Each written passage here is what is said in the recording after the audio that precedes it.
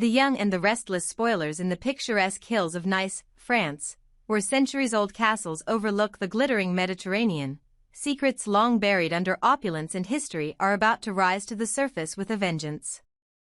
For Sharon Newman and Phyllis Summers, what was supposed to be an international business summit, perhaps even a long-overdue escape from the toxic trenches of Genoa City, will soon transform into a psychological battlefield where trauma resurfaces, loyalty is tested, and the ghosts of past entrapments claw their way back into the present. The Grand Castle, chosen for its beauty and exclusivity, now looms not as a symbol of opportunity but as a silent predator waiting to ensnare its next victims. The glamour of the surroundings cannot shield Sharon and Phyllis from the dark undercurrents that ripple beneath every champagne toast and business handshake. Phyllis, ever the schemer with a keen eye for opportunity, saw the re-emergence of the elusive Aristotle Dumas as nothing less than a golden ticket. But once that mask was removed and Cain Ashby stood beneath it, the ground beneath her shifted in a way that thrilled and disturbed her in equal measure. Cain, the man with a complex history, layered allegiances, and a flair for disappearing only to return in more dangerous forms, was no longer merely a player in the Chancellor Jabba-Newman chessboard. He was a power broker with enough leverage, connections, and mystery to either elevate or destroy anyone who tried to ride his coattails. And Phyllis, sensing the potential to reclaim her footing in a corporate landscape that had too often sidelined her, made her move. She approached him with her signature confidence, equal parts flirtation and calculated persuasion, and offered him a deal. Not just business. Influence. Legacy. Control. She was willing to align herself with a man who had deceived nearly every titan in Genoa City because she believed she understood the game better than most.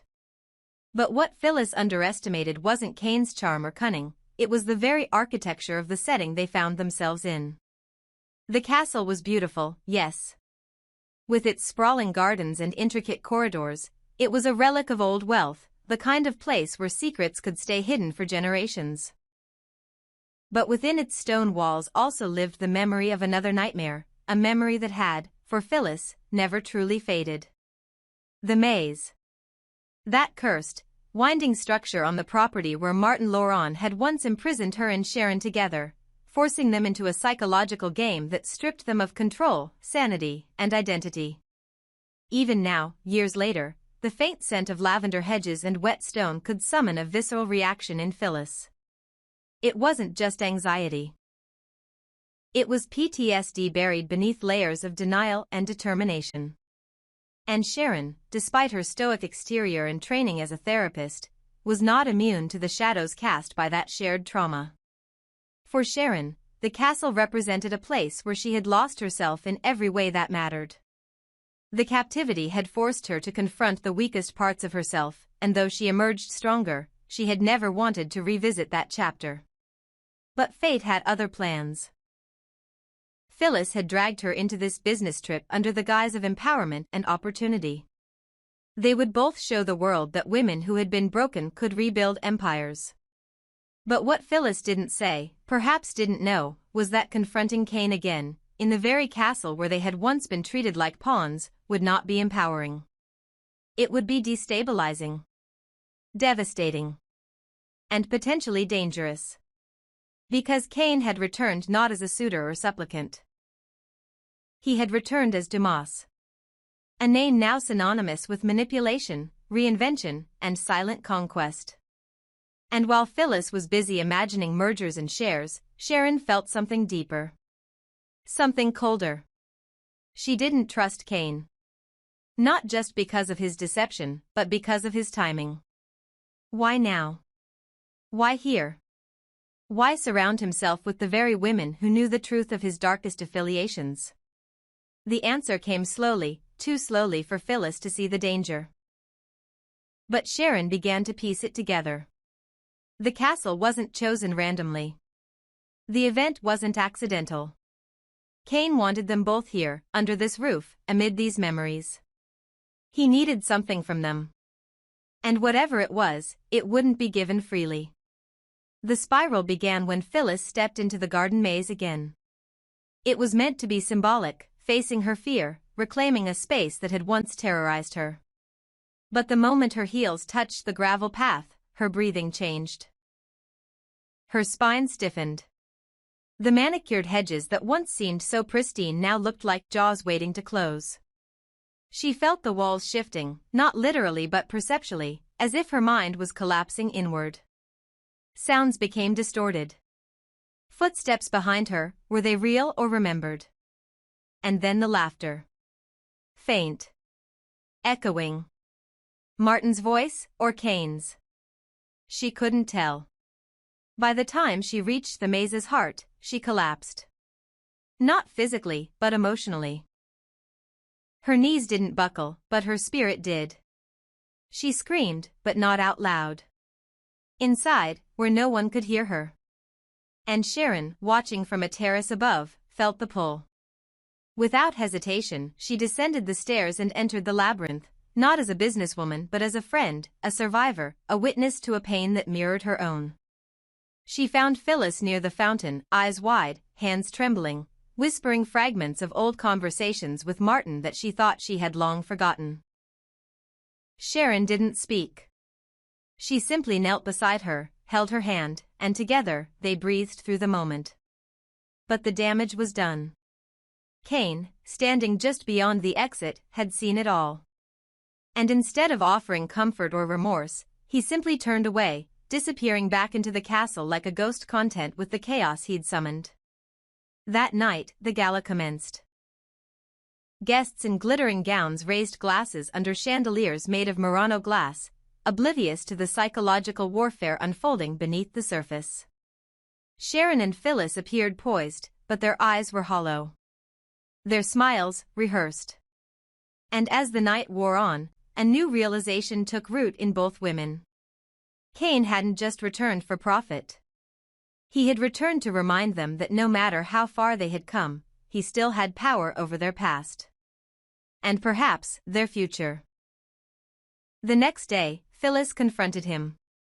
There were no deals. No seduction. Just raw, unfiltered fury. She accused him of staging everything, that the event, the location, the invitations, they were all orchestrated to unravel them. Cain didn't deny it. He simply said, sometimes, the best way to test strength is to bring back the thing that once made you weak. Phyllis slapped him. Sharon pulled her away. But neither of them could walk away from the truth. Cain had manipulated the setting, the people, and the timing to assert dominance. And it had worked. Until now. Because trauma, when confronted with clarity, can become fuel. That night, Sharon and Phyllis sat in silence on the castle balcony, watching the lights of the city flicker in the distance. No more pretending. No more performance. Just two women stripped of illusions but reborn in truth. We let him win last time, Sharon whispered. We don't have to this time. Phyllis didn't respond. She just nodded. And in that quiet moment, they made a vow, not of revenge, but of resistance. They would not run from Cain. They would not cower in old mazes. They would rewrite the story, on their terms. And if Cain wanted war, he had just provoked the wrong enemies. In the days that followed, whispers began circulating through the conference. Deals collapsed. Alliances shifted.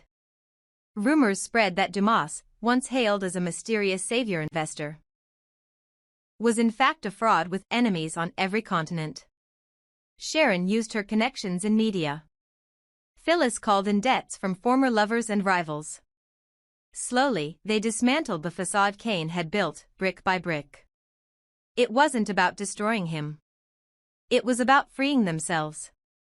And in doing so, they reclaimed not just their power, but their peace. Because Nice would no longer be remembered as the place where they were broken. It would be the place where they rose.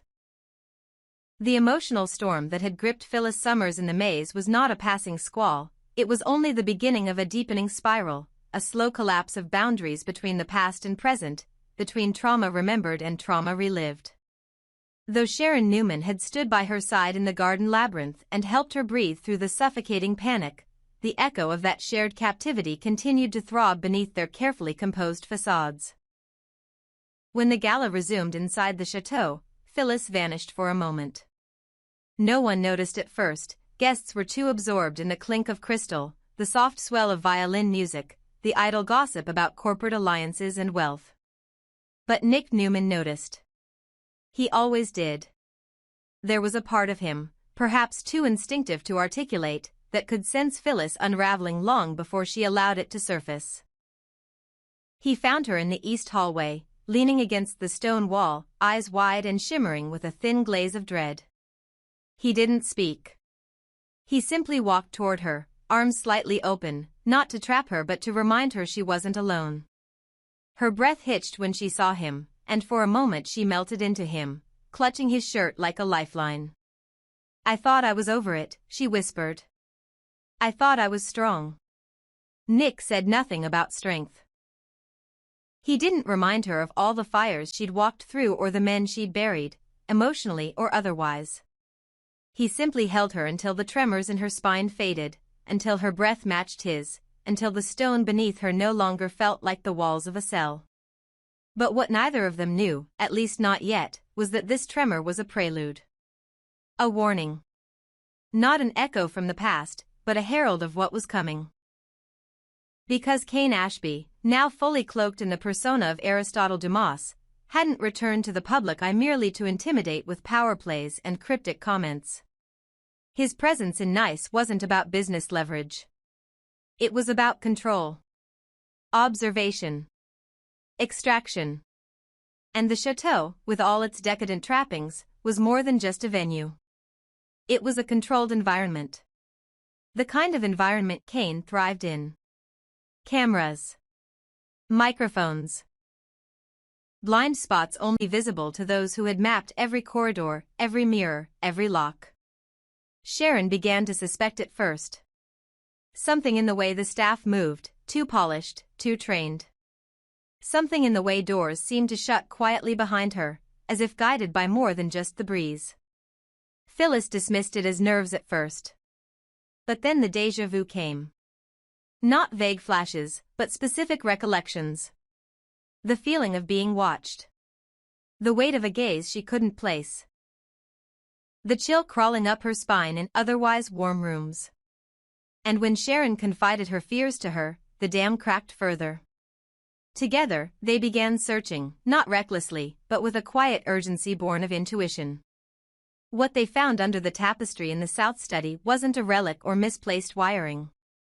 It was a lens, small, discreet, blinking red only once when touched. And then another behind a candelabra. A third hidden in the ornate molding near the ceiling. They weren't losing their minds. They were being surveilled. Again. Sharon's face paled. Phyllis staggered back against the desk. It wasn't just history repeating, it was someone orchestrating it. Someone with access. With intent. With malice. And there, just beneath the lens, they found the mark. A discreet symbol, one that Martin Laurent had used in his games, carved into the wall during their captivity, a silent taunt. But this wasn't Martin's work. Martin was gone. This was someone copying him. Or worse, someone continuing his legacy. In a flash, it became clear, Cain wasn't merely filming them. He was recreating the conditions of their torment. But to what end? Revenge? Amusement? Or something more sinister? They didn't have answers, only questions that multiplied like shadows at dusk. They knew they had to confront Cain, but he had vanished from the main ballroom. And now the chateau felt colder. The walls seemed closer. The laughter of other guests began to ring hollow. They couldn't escape, not physically, not emotionally. And in that silence, the memories came back. Sharper now. More vivid. Of handcuffs in the dark. Of whispered threats. Of tests designed to break them. But worse than the memories was the growing realization that they might not be memories at all. That the past wasn't behind them, it was circling back, alive in the present, stitched into the walls of the castle like mold feeding on fear. Nick returned to check on Phyllis, only to find her crouched beside the fireplace, fingers shaking as she traced another camera embedded in the masonry. Sharon stood nearby, her hand clenched into a trembling fist. When Nick saw their expressions, the weight in his gut dropped. This wasn't just anxiety. This was real. And the man they had trusted, had negotiated with, was not just a businessman playing politics. He was something far worse. Nick didn't try to comfort them this time. He didn't offer soothing platitudes or shoulder squeezes. He simply asked, "How do we stop him?" And that was when Phyllis broke. Not into panic. Into purpose. "We don't run," she said. "We don't hide. We expose him." But exposure required proof. And danger still lurked. Because as they explored deeper into the castle's restricted areas, a door swung open near the old wine cellar. Inside, they found a console. A monitoring station. Screens showing camera feeds. Every room, every hallway, even the guest bedrooms. A full control panel, blinking like a heart pumping life into a system of surveillance that spanned every inch of their lives since arrival. But there was more. A folder on the desk. Paper files. Photos. Notes. Psychological assessments. Their names. Their weaknesses. Transcripts from therapy sessions that only someone with illegal access could have obtained. And then came the real horror, evidence that the surveillance hadn't started in Nice. It had started weeks earlier. In Genoa City.